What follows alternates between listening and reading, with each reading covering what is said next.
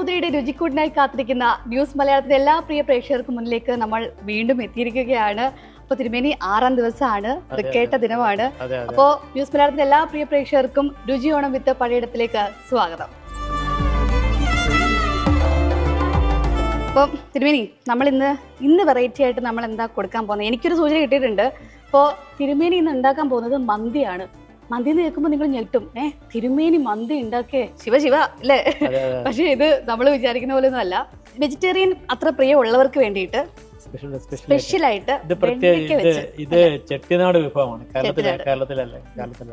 ചെട്ടിനാടുകാർക്ക് അരിഭക്ഷണം ഭയങ്കര ഇഷ്ടമാണ്. അപ്പൊ അതുകൊണ്ട് നമ്മൾ ഇതിന്റെ ഒരു ഇൻഗ്രീഡിയന്റ് എന്ന് പറയുന്നത് കാണുമ്പോൾ കള്ളാണെന്ന് തോന്നുന്നു, പക്ഷേ ഇത് പച്ചരി കഴുകിയ വെള്ളമാണ്.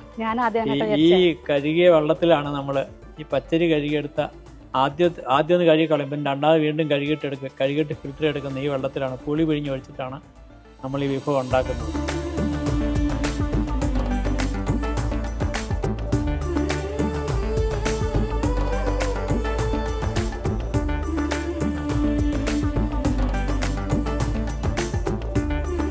ആദ്യമായിട്ട് കേൾക്കുമായിരിക്കും എല്ലാവരും ഇങ്ങനെ വെണ്ടയ്ക്കൊക്കെ വെച്ച് മന്തി ഉണ്ടാക്കുക. അപ്പൊ അതെന്തോ നമ്മുടെ സാധാ മന്തിയുടെ അങ്ങനത്തെ ആ മന്തിയായിട്ടൊരു ബന്ധം ചോറല്ല. നമ്മൾ ഇതില് ഇപ്പൊ കേരളത്തിന്റെ വിഭവം അല്ലാത്തതുകൊണ്ട് തന്നെ ഓയിൽ വെളിച്ചെണ്ണ അല്ല ഒഴിക്കുന്നത്, സൺഫ്ലവർ ആണ്. സൺഫ്ലവർ ഓയിൽ എടുക്കാം. ഒഴിച്ചോളൂ, മുഴുവൻ ഒഴിക്കാം. അതും ഒഴിക്കും. നമുക്ക് ഉഴുന്നിടാൻ പോവാണേ. പിന്നെ കടുകിടാം. കടുക് മുഴുവൻ ഇടല്ലോ. നമ്മളെല്ലാം തീർക്കുക. എല്ലാം തീർക്കുക. 6ാമത്തെ ദിവസം വറ്റൽ മുളക് ഇടാം. പൊട്ടിത്തെറിക്കുന്നേ. കരിവേപ്പില വെളുത്തുള്ളി അങ്ങോട്ടുള്ളൂ. ഇത്രയും ദിവസം നമ്മൾ ചെയ്തിട്ട് ഇതൊരു വെളുത്തുള്ളി കണ്ടിട്ടില്ലായിരുന്നു. വെളുത്തുള്ളിയുടെയും മണം വരുമ്പോ തന്നെ വെജിറ്റേറിയൻ വിഭവങ്ങളിൽ വെളുത്തുള്ളി ഉപയോഗം കുറവാണ്. രസത്തിനാണ് ഏറ്റവും കൂടുതൽ ഉപയോഗിക്കുന്നത്. ഇത് ചെറുള്ളി. ഈ ചെറുള്ളിയും സവാളയൊക്കെ അരിയുമ്പോ കണ്ടു നിറില്ലേ? നമ്മുടെ പ്രേക്ഷകർക്ക് ഒരു ടിപ്പ് പറഞ്ഞു കൊടുത്തേ, എന്താ ചെയ്യേണ്ടത്? മുറിക്കുന്ന കത്തിയിൽ നാരങ്ങ അരിഞ്ഞിട്ട് ആ നീര് വരട്ടിട്ട് സവാള അരിയാണെങ്കിൽ കണ്ണു നീറില്ല എന്ന് പറയാം. അത് നല്ലൊരു പോയിന്റ് കേട്ടോ. മുളകിടാം. ഇത് മുഴുവൻ വേണ്ട, നമ്മൾ കുറച്ച് കൂടുതലുണ്ട് മുളക്. കാരണം ഇതിൻ്റെ അകത്ത് നമ്മൾ വേറെ മുളക് പൊടി ചേർക്കുന്ന കാരണം പച്ചമുളക് കുറച്ചിട്ടാണ്. ഇപ്പൊ തന്നെ നല്ല മണമായി. ഇത് അടിപൊളിയായിരിക്കും കേട്ടോ. ഞാൻ ഇപ്പോഴേ ഗസ് ചെയ്തു. ഈ തക്കാളി ഇടുവാണേ. നല്ല സ്മെല്ല് അടിച്ചു തുടങ്ങിയിട്ടുണ്ട്. നമുക്ക് ആ പുളി വെള്ളത്തിലിട്ട് വയ്ക്കാം. നമ്മളിത് ഈ പച്ചരിയുടെ വെള്ളം, അത് കഴുകിയ വെള്ളത്തിൽ നാരങ്ങ വലിപ്പം, ഒരു നാരങ്ങയുടെ വലിപ്പുണ്ട്, ചെറിയൊരു ഉപ്പിടാവും. ഉപ്പിട്ടാലേ വെള്ളം ഇറങ്ങുള്ളൂ.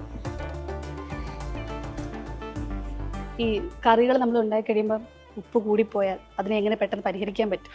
അതിന് ഏറ്റവും നല്ല വഴി, എല്ലാവർക്കും പ്രാക്ടിക്കൽ അല്ലാതെ, അതായത് ഉണക്കച്ചോല്ല, ഉണങ്ങലരി എന്ന് പായസരി എന്ന് പറഞ്ഞാൽ ചുവന്ന സൈസ് അരിയില്ലേ, ആ അരി വേവിച്ചിട്ട് അതൊരു ഉരുളിയാക്കി അതിലേക്ക് ഇട്ടാൽ മതി.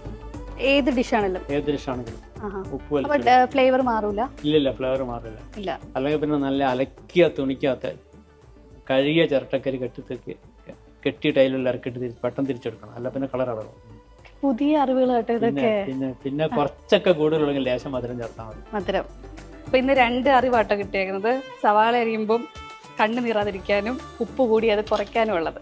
നിങ്ങളൊരു കാര്യം ശ്രദ്ധിച്ചത് എനിക്കറിയില്ല, നമ്മൾ തുടങ്ങിയിട്ട് ഇത്രയും ദിവസമായിട്ട് നമ്മൾ ഈ ഉരുളി മാറ്റിയിട്ടില്ല. മാറത്തൂല്ലേ? തിരുവോണം വരെ ഇവിടെ ഉണ്ടാവില്ല. ഇതാണോ തിരുമേനിയുടെ രാശിയായിട്ടുള്ള? തിരുവോണത്തിന്റെ രാശി നിങ്ങളാണ്, അതായത് മലയാളമാണ്. ഓരോ ഈ സമയത്തും ഓരോരുത്തരാണ് രാശിയായിട്ട് വരാറ്.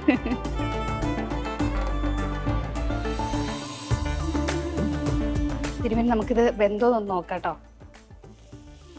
ആവിയൊക്കെ വരുന്നുണ്ട്, രസമുണ്ട്. വെണ്ടയ്ക്ക ഇടാം.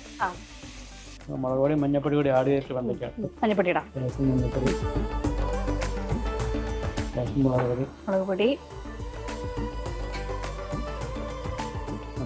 വെണ്ടയ്ക്ക ഇടാൻ പോവാട്ടോ.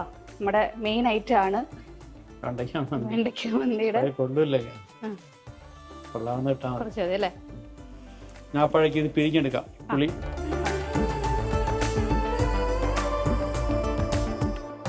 ഒഴിക്കാം. പച്ചരി എടുത്ത വെള്ളത്തില് പിഴിയും പുളി പിഴിഞ്ഞൊഴിച്ചാണ്.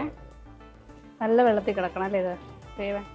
എന്തെന്ന് പറഞ്ഞു എല്ലാം കൂടി പിടുത്തമാണ്. കുറച്ച് വെള്ളം പറ്റുക എന്തായാലും. ഏകദേശം വെന്തും തോന്നും. മാറി ഇരിപ്പുണ്ടല്ലോ. ഇത് 1-ാം പാലാണോ 2-ാം പാൽ അങ്ങനെ എന്തെങ്കിലും ഉണ്ടോ? ഒന്നാം പാല. ഞാൻ തേങ്ങാപ്പാൽ ഒഴിക്കാൻ പോകും. ഇത് 1-ാം പാലാണേ. പരിപാടി ഇനിയല്ല മല്ലിയില മല്ലിയില. അത് വതറിക്കോളി ഇങ്ങനെ എടുത്തിട്ട്. എനിക്ക് ഒരുപാട് ഇഷ്ടമുള്ള ഒരു സാധനമാണ്. ഞാൻ കുറച്ച് വതറിയാൽ മതി. മല്ലിയില ഇട്ടു. അപ്പൊ റെഡിയായി. റെഡിയായി. മന്തി പ്രതീക്ഷിക്കാത്ത വേറൊരു മന്തി, ആരും പ്രതീക്ഷിക്കാത്തൊരു മന്തിയാണ്. മന്തി എന്ന് പറയുമ്പോ എല്ലാവരും വിചാരിക്കുന്ന ചോറും എന്തെങ്കിലും കാണുന്ന വിചാരിച്ചത്. പക്ഷേ ഇതൊരു അവർ പേരിട്ട് അങ്ങനെ ഇറക്കിയൊരു സാധനമാണ്. ചെട്ടിനാടുകാരുടെ വിഭവമാണെന്ന് ഞാൻ ഓൾറെഡി പറഞ്ഞു കഴിയും. അപ്പൊ അതുകൊണ്ട് നമ്മൾ അതിനെ പേര് മാറ്റുന്നില്ല. ഇല്ല. അപ്പൊ തിരുമേനി നമുക്കിത് ഫിനിഷ് ചെയ്യല്ലേ? മല്ലിയില കിട്ടൂലല്ലേ? ഓക്കെ, നമുക്ക് റെഡിയാക്കാം. വേറെ പാത്രത്തിലേക്ക് മാറ്റിയിട്ട് ഇത് ഇലയുടെ അരിയിൽ വിളമ്പേണ്ട സാധനമാണ്. പാള മിക്സ് ചെയ്തിട്ടുണ്ട്. പാള മിക്സ് ചെയ്യുന്നു അല്ലാതെ കവിയൊന്നും അങ്ങോട്ട് സെറ്റ് ആവില്ല. അതൊക്കെ കഴിക്കാത്ത ഞാൻ എനിക്ക് വേണ്ടിട്ടാട്ടോ. വെണ്ടയ്ക്ക നല്ല ആവശ്യത്തിന് വെന്തിട്ടുണ്ട്, പക്ഷെ അത് ഉടഞ്ഞിട്ടില്ല. സാധാരണ വെണ്ടയ്ക്ക എന്ന് പറയുമ്പോൾ നമ്മളിങ്ങനെ എടുക്കുമ്പോഴത്തേനും ഒന്നുകിൽ പശ പോലെ അല്ലെങ്കിൽ കുഴഞ്ഞിരിക്കും. വെണ്ടയ്ക്ക മന്തി കഴിക്കാൻ പോവുകയാണ്. വെജിറ്റേറിയൻസിന് വിഷമമൊന്നും വേണ്ട, നിങ്ങൾക്കും മന്തി ഉണ്ട്. പക്ഷെ വെണ്ടയ്ക്കാണെന്ന് മാത്രമേ ഉള്ളൂ. പിന്നെ കഴിക്കാൻ പോകണേ.